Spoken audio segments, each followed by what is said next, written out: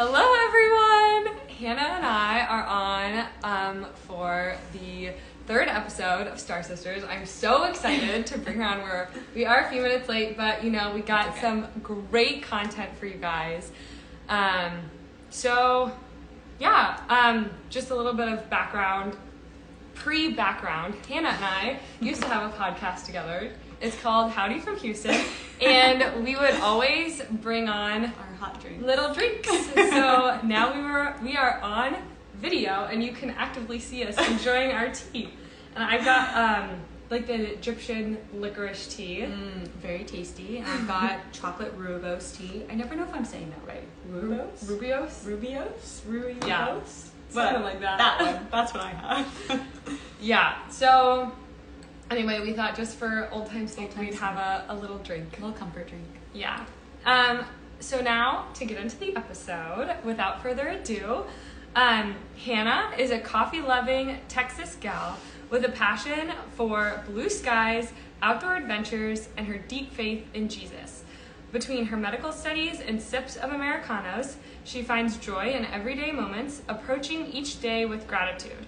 Though she is not without her flaws, she's committed to living with joy, hoping her life reflects the warmth of God's grace and love to those around her. Thank you. That was very sweet. And then my little reflection, Hannah, I am so inspired by you.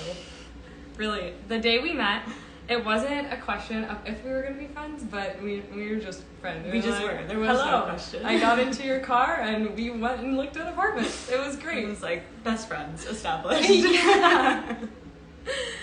I truly mean this when I say the love you radiate is so potent. I couldn't put my finger on it at first, which I think is probably true of a lot of people, but then as I got to know you and as I got to know Jesus, I realized it was Jesus loving you and then you then radiating that out to the whole world. I'm gonna cry before you meet start. No, me too. I've learned so much from you when it comes to loving people and acting in a way that shows love. Because there is a difference between just feeling the love and then actually sharing it, acting in a way of love. Right. And so I'm just so grateful for you. I'm so grateful to have lived with you. I'm so honored to be one of your best friends and have you as one of my best friends. Oh, I love you. And I'm so excited to have you on this show today. This is very exciting. I'm thrilled to be here and just love that our friendship gets to shine a little bit before the world. And yeah. I'm just really grateful for you too, Kate. I don't want to say too much, I'm gonna choke up. I love you. Okay, so to get into things, what makes you shine? What does it mean for you to shine in your full authenticity? Well, it's a little ironic the way you introduced me because that really is, I think, the root of everything about who I am and the way you say that I would shine through something. So it all comes down to my relationship with God. I know that I am so wholly and perfectly loved by Him, that He knit me together in my mother's womb to be exactly the way that I am, to serve a purpose on this earth. And that no matter what I do, I can always rely on the fact that He loves me. It's not dependent on what I do, how good I am, how many times I mess up, which is a lot. It's constant and reliable, and it's perfect. There's nothing that can separate me from God's love. And that is how I try to live my life and want to live my life for other people. I want to love people in the way that God loves me. I want to be forgiving and kind and patient, and I want to show other people how God loves me by loving them in the same way. And of course, imperfectly, because of how perfect God is. He's so perfect, there's no way we can be compared. But at the end of the day, I just want people to know God's love, and hopefully I can be a little bit of a window for that. Well, you definitely are, and I mean, living with you and seeing that every day almost every day for 2.5 years, that's been a really like at first it made me really curious about wanting to learn more about Jesus and about God and what is this love, because I think a lot of every religion is interpreted by people like a little bit differently, because we all have our own views on the world and everything. And so the specific way that you interpret Jesus and that it all revolves around love, that was a perspective that I hadn't heard before. And I was like, oh, I want to know more about this, and I want to be a part of this too. Yeah, of course. Yeah, I think a lot of people look at Christianity and a lot of religions as a lack of freedom. They look at it as restricting, and you have to follow all these rules and you don't get to do what you want. But really living and abiding in God's love is the most freeing experience, because like I said before, that no matter what you do, you are bound by love to God. Like, he is never going to let go of you. And that is truly the most freeing feeling. You're not bound to the love of this earth, because that ultimately is going to fail you. People, like I said, are imperfect, and I'm not trying to say that as like a horrible thing, but we're not able to love each other perfectly. So people are going to let you down. You're going to get hurt. You're going to feel the brokenness of this world. And if you don't have something higher to turn to, it's going to be a sad, dark life. And I don't want anyone to ever think that that's it and that's the end. And so I'm so grateful that you've been able to experience God's love and you found that for yourself, because he loves you so much. Even before you chose to seek him, he's been watching over you since the day you were born, and has just been waiting for that day for you to say that you love him too. And oh, what a joyous day that is. And so it's just really truly an honor to see God's love be expressed through you too, and get to see your journey through it all, and just how you're gonna go out and share God's love with everybody else. That's really exactly what you said. It's about love at the end of the day. It's not about admonishment and about chastising people. It's about first showing them how loving God is, and how he wants you to be in his family. Yeah. No. Yeah. I'm so with you on that. Something else kind of on this note of love that I wanted to ask you was, so knowing a little bit about your story and especially your story with faith, it really sounds like you have found a lot of healing through God's love and through Jesus. And I was just wondering if you could share a little bit about how you have found that, because I think a lot of people, we all feel the brokenness of the world, like you were talking about, and a lot of people are searching for an answer to why or how to come out of that. And so I would love if you could share how you found healing through all of this. Sure. Well, first, I was really blessed to be raised in a family that took me to church and introduced me to God, and I knew Jesus from a really young age. But I think a very familiar story to people who are similar to me in that kind of upbringing, went through a period of life where I really wanted to deny a lot of that, and I wanted to turn away from God, and I wanted to satisfy my own personal earthly desires over what I knew God wanted for me. And so I definitely went through a pretty heavy period in life where I was just temporarily self-serving and finding temporary satisfaction in everything, and definitely doing things that weren't healthy, weren't bringing me closer to a joyful, happy state. It was just little hits here and there of just trying to find meaning and trying to find purpose in things that are temporary and fleeting and disposable, and to get out of that dark period, it really, I have to give more credit to God than to myself, kind of reaching in and just pulling me out of that dark place and reminding me that he's there. And that looks like a lot of different things. It looks like one, my own decision to turn to God, but also the people in my life that talked to me and engaged with me that God was speaking through. to kind of show me his light. In the same way, I'm now trying to show that light to other people, but at that time in my life had just really wonderful people speak truth to me and be very real with me about the decisions in life that I was making. And just, that's oftentimes what love looks like. It's harsh and real. It's like, Hannah, this is not honoring to anybody. It's not honoring to yourself. It's not honoring to God. So this is the way you should be living. And to take that truth very honestly and in a real way, to first recognize the hurt that I had been through for myself, the hurt that I had caused others, the hurt that just that season of life brought in, and then immediately be met with the grace that is Jesus, the trust that it's not that it doesn't matter, but there is no fault big enough that God cannot forgive and cannot overcome. And so knowing that, as big of a weight as that period of my life felt like was just such darkness, it is not too dark for God's light. And so knowing that just ultimately was restorative and healing and more perfect than I could ever describe, because it's the love from God, I could come out of that, and I could find peace, and I could find healing, and even more so, like, take that experience and share it and be honest with other people about my own shortcomings and decisions that I made, about how I was just not choosing the right path in life. And I could take that and share that experience and hopefully show other people that there is so much more to this world than just this temporary satisfaction. You can find so much peace in God.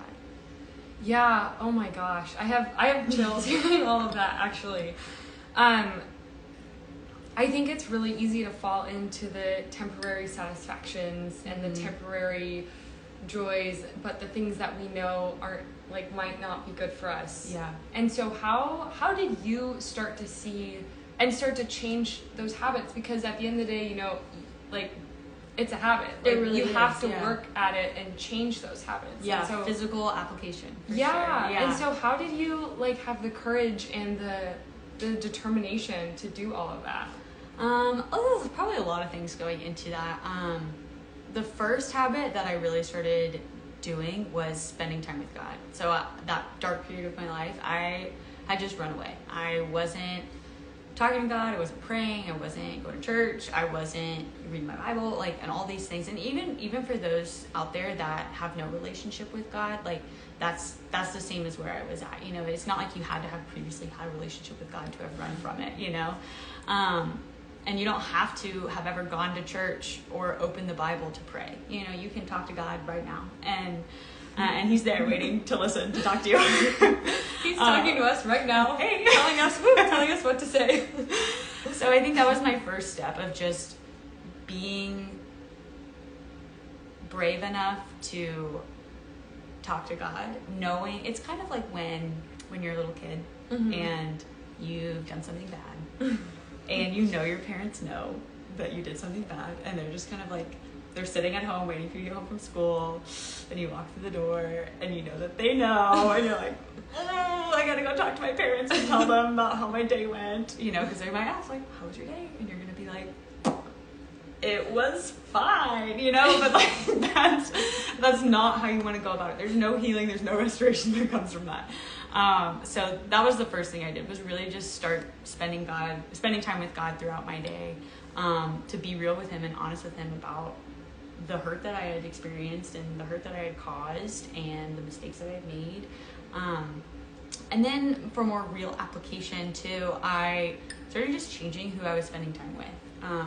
I moved on from some relationships that I knew were darker and not restorative, and just I wanted to be around people who loved really well and were, in a sense, or I don't have maybe better words for it, but like were kind of above me, like a little better than me at the time, like, because we're all working towards a bigger goal.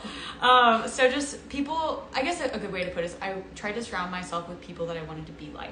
I saw some people that I was just like, you are kind and loving and warm, and I want to be like that. And so choosing to surround myself with those kinds of people more, I think made a big difference for me.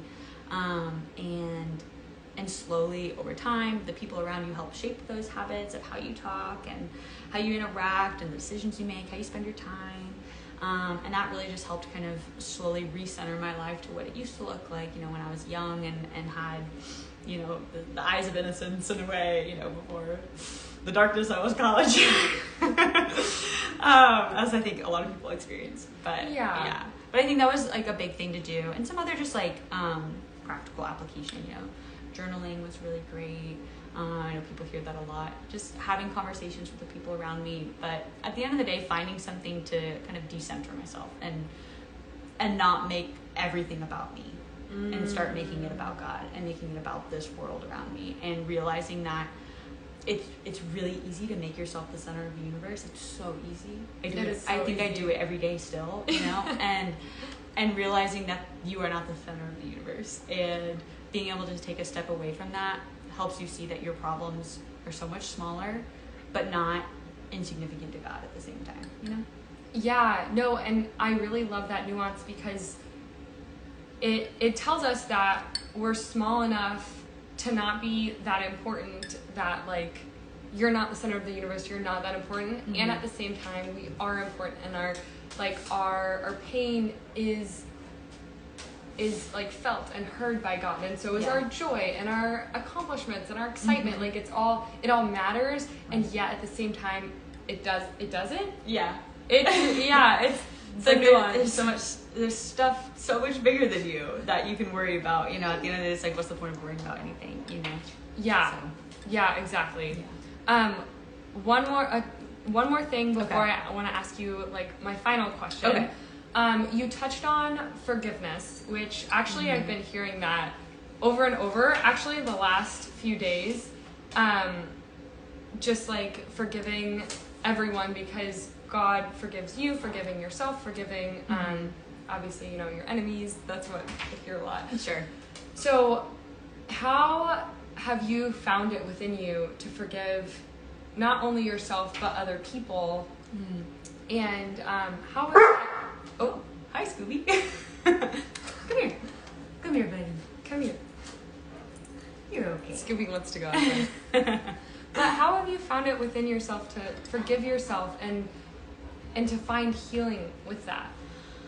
I really think it starts with putting myself in a low position. I'm not trying to say that it's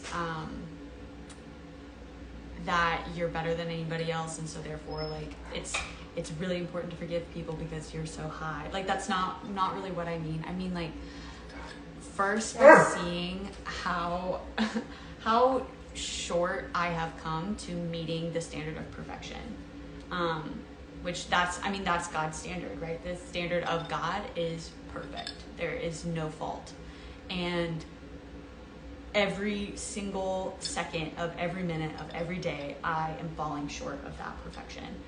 And knowing that the God of the cosmos has forgiven me for every single mistake that I make, whether I see it as something really small or I see it as something really big, I have been forgiven by him, and he loves me so wholly and perfectly that, and in a way that I don't deserve. I don't deserve to be forgiven, but I am anyway because he loves me. And so knowing that grace has been bestowed upon me, that is what I'm called to do for others. I'm not saying it's easy. I'm not saying it's easy to forgive people who have hurt you. That's, part of this broken world that we live in. But whenever I am faced with that kind of hurt from somebody else, just reminding myself of all the faults, because nobody knows you better than yourself, right? Well, right?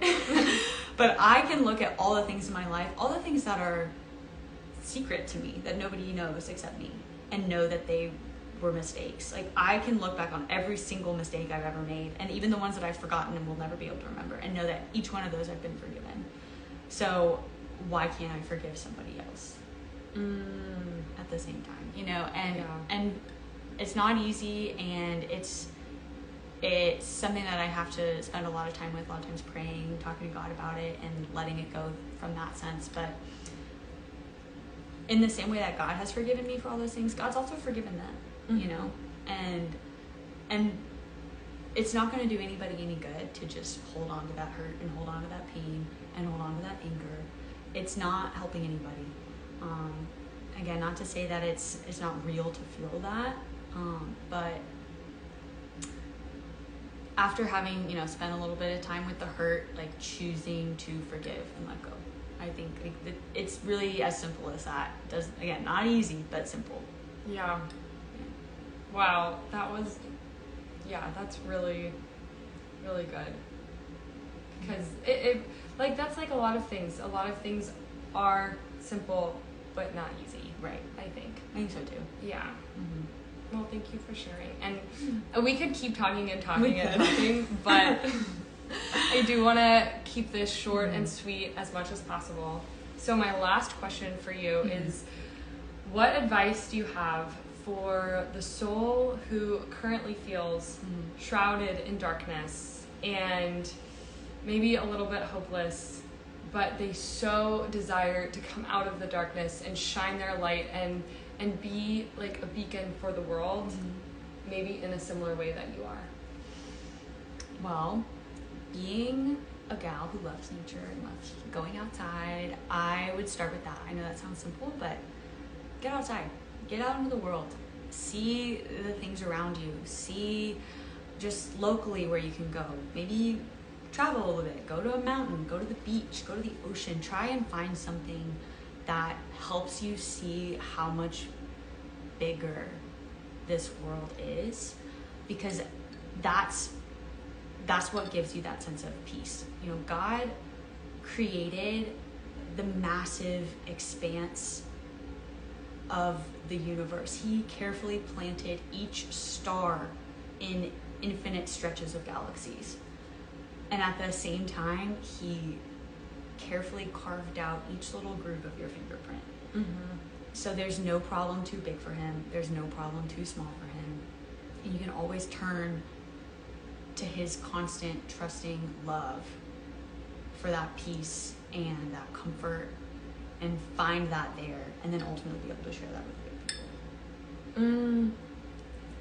Wow, what great advice. Well, hey, I got it from the Bible, so I'm quoting it there. Well, digesting and sharing your Yeah. perspective. Yeah. Well, thank you so much, Hannah, for coming on. It's been a joy to chat with you, as usual, and share your light with the entire world. Well, I hope, if anything comes from this, that just the people who get to listen can feel that love from God. Yes. In the same way that you and I get to feel it every day. Yes, I'm sure they will. Thank you. Of course. Bye, everyone. Oh, and...